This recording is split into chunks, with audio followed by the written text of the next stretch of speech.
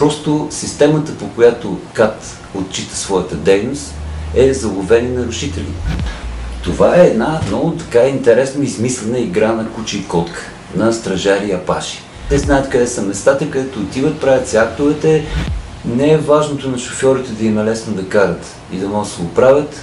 Важното е да има нарушители. Възпитанието чрез страх е основен подход все още в работа. Те още не плашат като едно време, както ни плаших.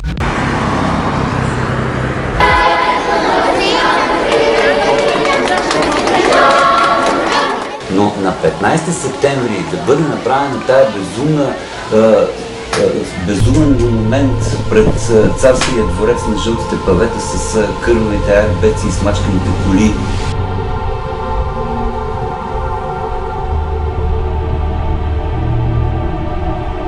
Изобщо родната полиция много обича да всява страх. Какво точно е това? Какво работи това нещо? Аз се замислих много сериозно. Това нещо плаши. То е измислено, за да плаши. Абсурд! Те сложиха кола, която работи да сплашва.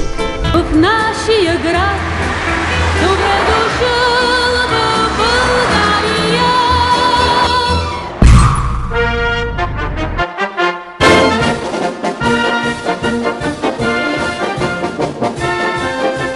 Ние сами, колегите шофьори, да си решим проблема с движението и да си направим един наш правилник.